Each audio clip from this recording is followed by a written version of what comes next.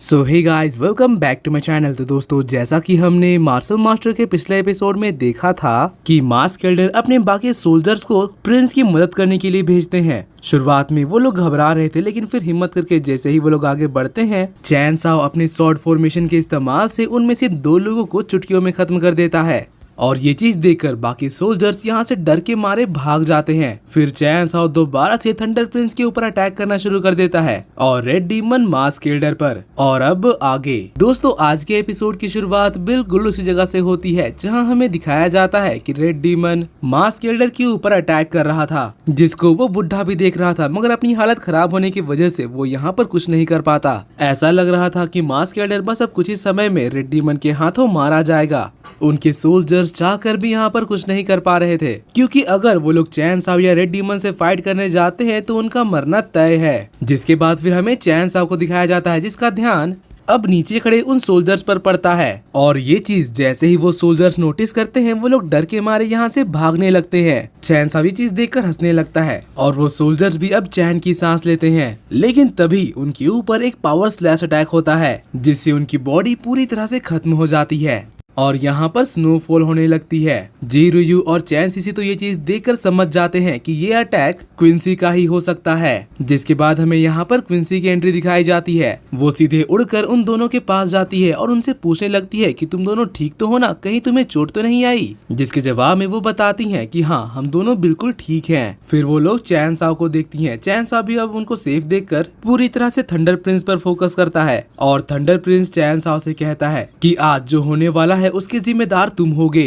तुम्हारी वजह से मुझे ये करना पड़ रहा है। और इतना कहते ही वो कुछ थंडर सीड्स को बाहर निकालता है और कहता है कि तुम्हें तो आज मैं जान से मार कर ही रहूंगा। उसके थंडर सीड्स फॉर्मेशन को देखकर जीरुयू समझ जाती है कि ये तो ब्रेक थ्रू करने वाला है, मगर चैन साओ ऐसा होने नहीं देने वाला था। वो कहता है कि फाइट के बीच में तुम ब्रेक थ्रू करोगे और मैं चुपचाप यहाँ पे खड़ा होकर देखता रहूंगा, तुम तो सच में बेवकूफ हो। और इतना कहते ही उसके ऊपर थंडर अटैक कर देता है, मगर इससे थंडर प्रिंस को डैमेज नहीं होता, क्योंकि उसके थंडर सीड्स चैन साओ के लाइटनिंग को एब्जॉर्ब कर रहे थे। फिर वो कहने लगता है कि चैन साओ, आज मैं तुम्हें दिखाऊंगा कि एक असली थंडर बॉडी का पावर क्या होता है। दोस्तों, उसके ब्लड लाइन में अब लाइटनिंग दौड़ने लगी थी। वो एक पावरफुल एनर्जी का ब्लास्ट करता है, जिसके बाद ऊपर हवा में जाकर कहने लगता है कि अब मैं तुम्हें दिखाऊंगा कि एक थंडर टर्बुलेंस कैसे बनाते हैं। और साथ ही वो जोर जोर से हंस रहा था। जिसके बाद वो एक थंडर टर्बुलेंस फॉर्मेशन को एक्टिवेट कर देता है, जिससे यहाँ पर चारों तरफ पावरफुल लाइटनिंग होने लगती है। मास्क एल्डर तो ये चीज देखकर बहुत ही ज्यादा खुश हो जाता है और कहता है कि मुझे पता था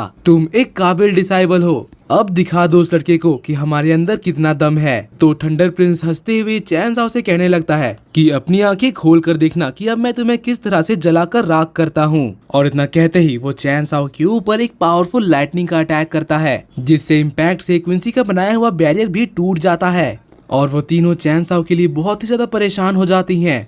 थंडर टर्बुलेंस की वजह से आसपास तेज बिजली गिरने लगती है और इससे चट्टानें भी टूट रही थी। थंडर प्रिंस इस तबाही को देखकर जोर जोर से हंस रहा था, लेकिन तभी एक एनर्जी का ब्लास्ट करके चैन साओ बाहर आता है और उसके ब्लड लाइन में भी अब लाइटनिंग दौड़ रही थी, जिसको देखकर थंडर प्रिंस के तो होश ही उड़ जाते हैं। चैन साओ उससे कहता है कि तुम्हें क्या लग रहा था कि मैं यहाँ पर तुम्हारे इस कमजोर अटैक से मर जाऊंगा? सच कहूँ तो इतनी बिजली से मुझे गुदगुदी भी नहीं हुई। अब ये चीज सुनकर जीरुयू, क्विंसी और चैन सीसी हंसने लगती हैं और थंडर प्रिंस को इस चीज से बेइज्जती महसूस होने लगती है। वहीं जीरुयू कहती है कि अब तो ऐसा लग रहा है कि चैन साओ बस शो ऑफ कर रहा है।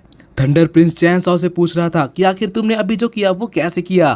तो चैन साओ बोलता है कि ये इतना भी मुश्किल नहीं था। तुम्हें क्या लगता है कि थंडर पावर सिर्फ तुम्हारे पास है? और इतना कहते ही चैन साओ फिर खुद अपना थंडर टर्बुलेंस एक्टिवेट कर देता है और तुरंत थंडर प्रिंस के ऊपर अटैक कर देता है। इसके जवाब में प्रिंस भी एक थंडर बोल अटैक करता है। तो फिर उन दोनों के अटैक टकराने से यहाँ पर एक बहुत बड़ा धमाका होता है, जिसके इम्पैक्ट से सोल्जर्स तो नीचे जमीन में गिर जाते हैं। मास्क एल्डर भी चैन साओ की पावर्स देखकर अब घबरा जाता है, लेकिन अब चैन साओ उसके ही थंडर टर्बुलेंस से लाइटनिंग एनर्जी लेकर अपनी तलवार को चार्ज करता है और सीधे प्रिंस के ऊपर हमला कर देता है, जिससे जिससे वो नीचे जमीन में गिर जाता है और कहने लगता है कि आखिर ये कैसे हो रहा है, मुझे तो विश्वास ही नहीं होता। मगर दोस्तों अब फाइनली वो समझ चुका था कि इस फाइट में वो नहीं जीत सकता है, इसीलिए वो दुम दबाकर भागने का डिसाइड करता है। लेकिन चैन साओ का थंडर टर्बुलेंस उसका पीछा नहीं छोड़ता। कुछ ही देर में उसके ऊपर एक जोरदार बिजली गिरती है, जिससे घायल होकर वो नीचे गिर जाता है। मगर भागने का जोश उसका अब तक खत्म नहीं हुआ था। वो खड़ा होकर अब भागना शुरू करता है तो चैन साओ दोबारा से उसके ऊपर अपने स्वॉर्ड की मदद से लाइटनिंग का अटैक करता है। थंडर प्रिंस को भी लग रहा था कि अब तो चैन साओ बस उसके साथ मजाक कर रहा है, लेकिन दोस्तों तभी